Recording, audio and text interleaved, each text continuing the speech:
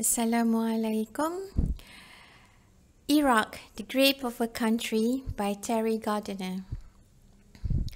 The author was a British businessman with interests in the Middle East. He had been working there for 2 decades.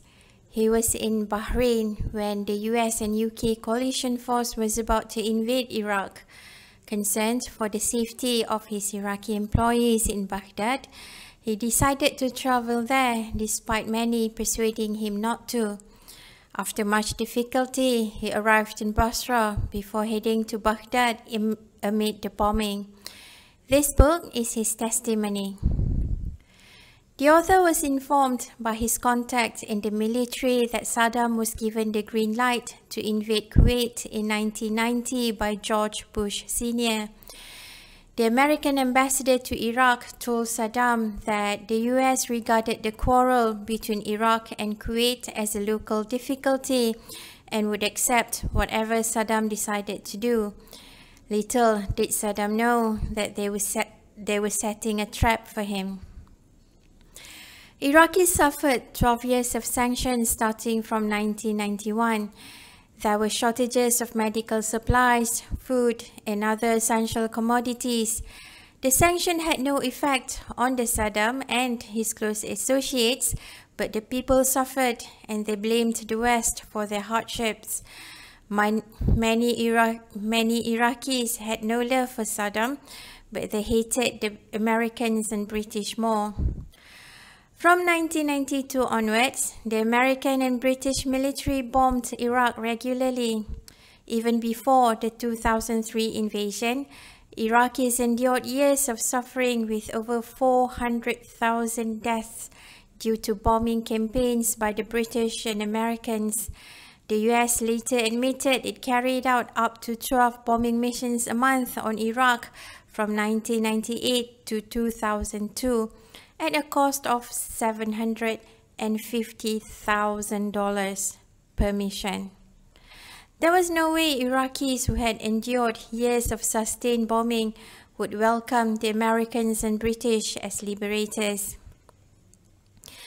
Shortly before the invasion in 2003, almost everyone the author spoke to expressed reservation about it. Saddam started the first war, but this time, there was no justification because Kuwait had built a good trading partnership with Iraq since 1990 and it had been peaceful since. Many soldiers in Iraq whom he spoke to questioned the legality of Bush and Blair's action, even though they were prepared for war. Before the invasion, Shia and Sunni Muslims and other religion groups lived together peacefully, making the country governable. Many tribes had a mix of Shia and Sunnis.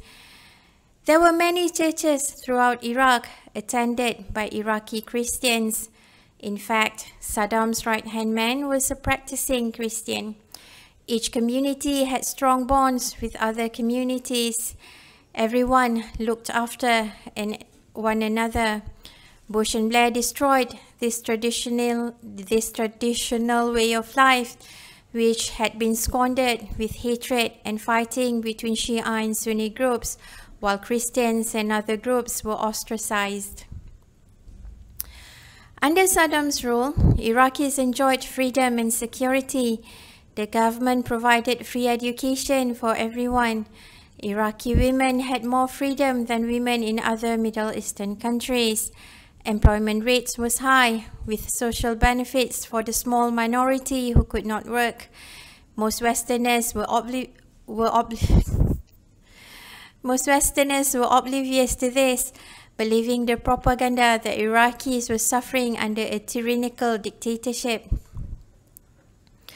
From the start of the invasion, the coalition force made certain to destroy Iraq's power infrastructure, leaving the population with no electricity and fresh water. The Americans routinely flew Apache helicopters low over residential areas at night. Apparently, that was a standard military practice, a form of psychological warfare to deprive Iraqis of sleep. Do these strategies sound familiar? If the invasion was about toppling a dictator and bringing democracy to Iraq, why were they terrorizing the civilians? Many American soldiers believed they were there to kill Iraqis. Trigger-happy soldiers adopted the shoot first, ask questions later policy, causing the murder of countless innocent civilians. The massacre of civilians in Fallujah in April 2003 was one of many. They have never been held accountable. Then there were arrests of innocent Iraqis who were detained and tortured to extract information about insurgents. Many died of torture. A later survey found that 90% of Iraqis tortured in prison were innocent. When the head of a family was arrested, the loss of the breadwinner caused unbelievable hardship to their families, who grew to hate the coalition force. In 2014, there were an estimated 3 million orphans in Iraq. Most lived on the streets in horrendous conditions. In 2016, a UN report confirmed that 1,496 Iraqi children had been abducted in the past 3 years. Few were seen again. Most had been taken either for sexual exploitation, to raise ransom, or for the trade in human organs. Shortly after the invasion, Bush put Paul Bremer, who had no previous experience of the Middle East, in charge of Iraq. He followed Bush's instruction to the letter and made error after error. Bremer later admitted that the invasion was not thought through and no one anticipated the aftermath. He said that the invasion had unleashed a catastrophe not just for Iraq, but for the Middle East. Later, Bush appointed Ahmad Shalabi as president of Iraq. He had lived in exile in the UK and US for decades. He had a dubious reputation and turned out to be the one who spread false information about Iraq's WMD to suit his personal ambition. American soldiers who initially believed what their government told them found a different reality after arriving in Iraq. Iraqis did not want them there. Many became disillusioned and deserted. They simply walked through the border posts of neighboring countries. The US had never given an accurate account of how many did so. Experts on the Middle East, including retired British diplomats, warned Blair that occupying Iraq and imposing Western-style democracy was doomed to fail because of the country's strong tribal culture. They advised that the invasion would result in a catastrophe.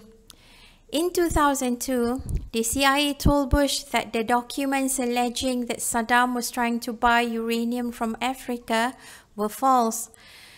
Joseph Wilson, a former ambassador, went to Niger to check the claims and found the documents to be forgeries. Hans Blakes, the chief weapons inspector, informed Blair that there was no WMD in Iraq just 2 days before the invasion.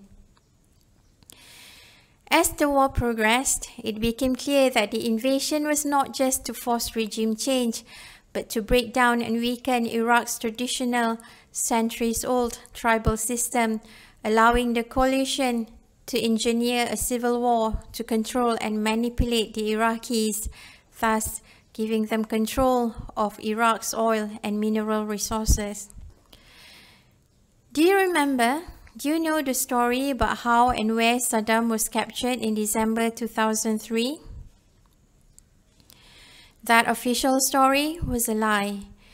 Iraqis knew that Saddam had been captured 1 month earlier. The rest of the world swallowed that lie, hook, line, and sinker. You can get this book using the links in the description. There is also a link to a video of the author introducing this book. If you like listening to me babbling about books, please subscribe and turn on notification. Thank you.